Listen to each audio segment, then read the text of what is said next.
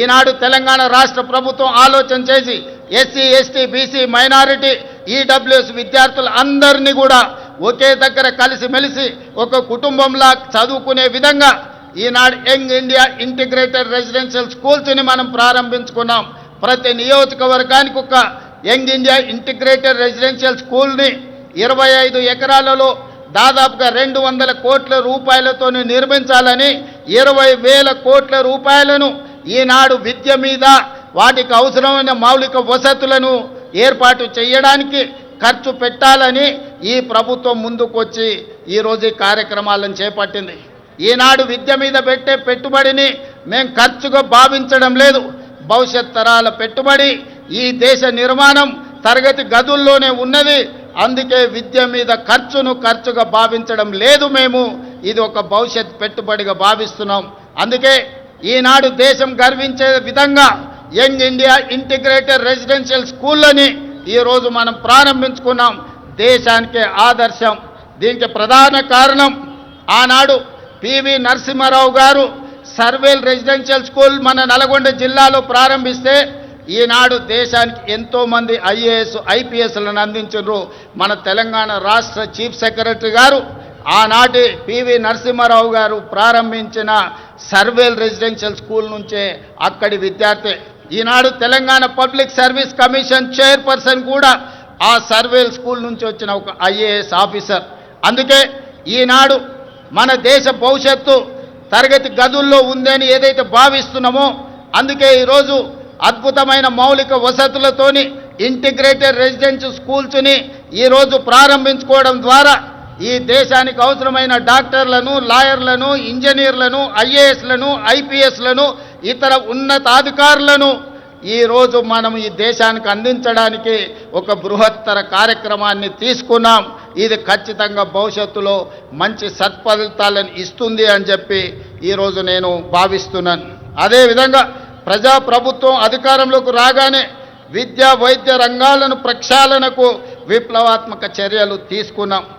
అదేవిధంగా మిత్రులారా, ఈరోజు రెసిడెన్షియల్ స్కూళ్ళలో చదువుకుంటున్న విద్యార్థులకు దాదాపుగా 10 సంవత్సరాల నుంచి డైట్ ఛార్జెస్ పెంచలేదు. 16 సంవత్సరాలు కాస్మెటిక్ ఛార్జెస్ పెంచలేదు. అందుకే ప్రజాప్రభుత్వం రెసిడెన్షియల్ స్కూల్లో చదువుకుంటున్న పిల్లలకు 40% డైట్ ఛార్జెస్ పెంచడమే కాదు 200% కాస్మెటిక్ ఛార్జెస్ పెంచడం ద్వారా గ్రామీణ ప్రాంతాల నుంచి వచ్చిన తండాలలో, గూడాలలో, మారుమూల పల్లెల్లో పేద కుటుంబాల నుంచి విద్యార్థులు రెసిడెన్షియల్ స్కూల్లో చదువుకుంటున్న వాళ్లకు తల్లిదండ్రుల మీద ఆధారపడకుండా ఈనాడు 200% కాస్మెటిక్ ఛార్జెస్ పెంచడం ద్వారా ప్రతి నెల వాళ్ళకు విధిగా అందించే విధంగా ఈనాడు ప్రభుత్వం చర్యలు చేపట్టి ఆ విద్యార్థులు ఆత్మగౌరవంతో చదువుకునే విధంగా ఈరోజు ప్రభుత్వం చర్యలు చేపట్టిందని చెప్పడానికి నేను ఆనందిస్తున్నాను మిత్రులారా. అదేవిధంగా రాష్ట్రంలోని ఆసుపత్రుల్లో మౌలిక సదుపాయాల అభివృద్ధి చర్యలు తీసుకుంటున్నాం. 100 ఏళ్లకు చరిత్ర కలిగిన ఉస్మానియా ఆసుపత్రికి పూర్వ వైభవం వచ్చే ప్రయత్నం చేస్తున్నాం. అందుకే 30 ఎకరాలలో గోషా మహల్లో 2,700 కోట్ల రూపాయలతోని నూతన ఉస్మానియా ఆసుపత్రి భవనాన్ని నిర్మించడమే కాకుండా ఈనాడు సనత్ నగర్లో, అల్వార్లో, ఎల్బీ నగర్లో, అదేవిధంగా వరంగల్లో ఉన్న పనులు ప్రారంభమై ఆగిపోయిన పెద్ద ప్రభుత్వ ఆసుపత్రులను పూర్తి చేయడానికి ఈరోజు ప్రభుత్వం చర్యలకు ఉపక్రమించింది.